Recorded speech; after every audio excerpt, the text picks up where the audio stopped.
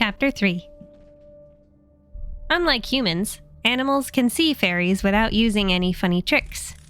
George the dog watched his master disappear, then looked around the clearing at all the little winged people sitting in the trees, flitting about like bats, and flying down into the ground at the center of the ring of toadstools. It was an illusion, an impenetrable door to all save those they granted entry. The fairies were an insidious bunch. "Take care of my master," George called out, punctuated with a bark. Laughter like birdsong, a chipmunk squeaks, rang through the clearing. A single glowing creature alighted on George's black nose. He could barely feel its dainty toes. "We will," the fairy whispered.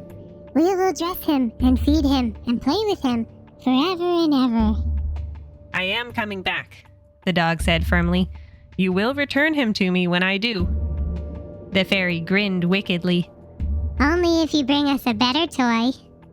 George nodded and went on his way. Through the night and into the day, George walked the forest path lined with irises and lily of the valley. Then the air grew colder, and the leaves on the trees changed colors. The greenery George had seen upon entering from the Summerlands was giving way to the cacophony of red, orange, and yellow that marked the true beginning of the autumn forest. At times, the layer of fallen leaves was so thick that it obscured the road. George had to sniff about to keep himself from getting lost. If leaving the road to see a fairy ring at the edge of summer country was dangerous, then losing his way in the deep woods was even more so. Through the trees, he caught glimpses of creatures beyond description that startled finches from their nests. Great winds, unlike the lovely breezes of his homeland, rippled through the canopy now and then, sending showers of leaves falling upon the solitary pooch. Sometimes George leapt into the air to catch a 5-pointed maple star. By now, the warm-toned rainbow of the foliage was almost dizzying. Every leaf was a swirling riot of colors. What green remained was electric as a firefly's glow, though only sleepy beetles crawled through this part of the woods. All the other plants were entirely bare of leaves, save for the blazing red of the burning bush. Towards the end of the day, George heard a strange sound. He stopped, one paw lifted, his snout pointed up to sniff the air. It wasn't a bird, or an insect, or a rodent, or a deer. Nor was it a cougar, bear, or badger. The sound was much like that of a sad dog. Someone was whimpering piteously. Well, how could George ignore a fellow canine in distress? He stepped off the road without hesitation to peer through the trees. He quickly spotted something glinting as it moved, but it was too far away for a good look, hidden behind trunks and branches.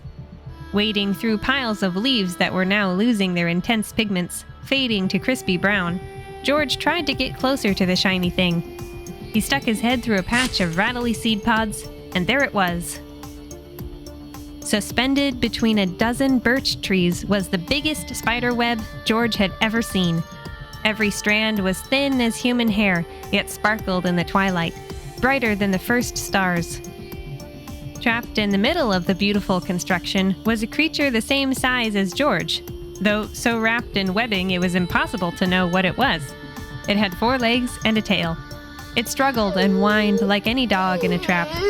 Strangely, the dry grass and leaves on the ground were scorched, as though a wildfire had swept through. George hopped up, careful not to let the sticky web touch his fur, and scratched at the wrapping with his silver-painted claws. They sliced the strands with the ease of a knife in butter. 1 leg, then 2, then 4 were free, followed by the long whipping tail. Then the head was revealed. Lo and behold, the creature caught in the web was a baby dragon. She glared at the dog with yellow eyes like a snake's. They sparked with fury, fear, and surprise, glowing against the leafy brown of her scaly skin. George was so amazed that he ceased cutting to stare back at her. "What are you looking at?" she snarled. "If you're going to leave me here for the spider, then just go." "I am not going to leave you," George said, and he tore the final pieces of wrapping away. The baby dragon landed gracefully beside him. She gave a little snort, and smoke drifted from her nostrils. Glancing at the burnt grass beneath their feet, George suspected she had been twisting and turning in the web for quite a while, further tangling herself. Even fire had not damaged the glistening filament. Just as the dog started to ask for the dragon's name, the whole web shuddered as an enormous black spider slid down towards them. The baby dragon backed away, hissing and growling furiously. George, meanwhile, stood his ground and looked straight into the spider's 8 eyes. They glittered like dewdrops, black as ink. Now that the sun had set, the segmented legs were like shadows moving through the darkness of the forest. Slowly, with the precision of a cheetah, the spider walked to the bottom of the web to have a closer look at the intruder who had stolen her dinner. Her bulbous abdomen alone was twice as large as the dog. "You dare steal from me?" the spider demanded. Venom dripped from her fangs as she spoke. "There are many animals in the forest," George said. "I am sure you can do without this one." Confused, the little drake looked at the spider, then the dog. She wanted to run, but she also wanted to know why she had been saved. Her cow-like ears flicked anxiously. A shudder of fury rippled through the spider's massive body, down each spindly leg, and into the web. Every strand twinkled in the slivers of moonlight that made it through the trees. "This is not an ordinary animal," she rumbled. "This is a dragon, a monster, a gobbler." "All the more reason to let it go," George said, nodding assuredly. "A grand being such as yourself will get heartburn from eating a fire breather." "I shall suck the blood from its body and leave the leather bag of its hide where other dragons will see it," the arachnid said. "Oh, what terrible indigestion will befall you then?" George howled. He spoke with great sincerity and pity. "And what am I to do if you do that?" The spider clicked her fangs thoughtfully. "This dragon's fate should mean nothing to you," she said. "What difference does it make if it lives or dies? Why did you let her down at all?" Now George had both creatures' full attention. An audience of many, many eyes watched him. So he sat down and gave himself a good scratch behind the ear. Then he stood and shook himself. "I need this dragon," he said simply. "I need—" When he looked pointedly at her, the baby drake mumbled her name. Tanith. "I need Tanith to come with me," George continued. "She will be a great help in the winter Alps, where everything is covered in ice and snow, for I have no hands with which to start a fire to keep me warm. You see, I am on my way to slay the dragon rampaging across the lands." The baby dragon scoffed, while the spider shuddered again. "Impossible. All of it." The 8-legged beast cried. "Perhaps you can kill the great red monster. Perhaps you will freeze in the mountains without aid. I will grant you these things. But this dragon will not help you. It will lie, steal your coal, and send you running home with your scorched tail between your legs." George gave Tanith a moment to growl at these offensive remarks before replying. "My friend, you must remember that she is only a youngling. There are many years ahead during which she can learn to gobble, pillage, and maim. Right now, she is harmless.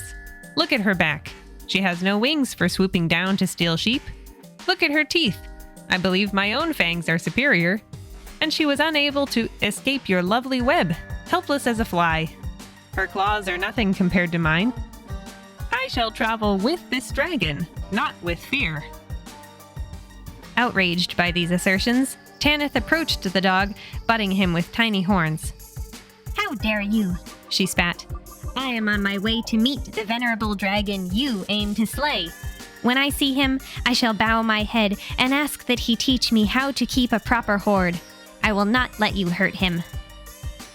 An ugly laugh bubbled out of the spider. It is as I said," she chortled. "You might as well let me eat the monster now, before she gets any bigger." "And deprive the world of the good deeds she shall do?" George asked. "I cannot." It is possible she will become like the other. You are right. And it is also possible she will decide not to become a gobbler. There is no way to know unless you find another tasty creature and she comes with me on my quest. There is no fork in the road that leads to your stomach, my dear friend. Another laugh rang through the trees, one that grew louder and louder until it joined a great rustling of leaves, a stirring of branches. George and Tanith shut their eyes against the swirling dust and opened them again to see both spider and web had disappeared. In their place, seated comfortably between birches, was a bright orange fox.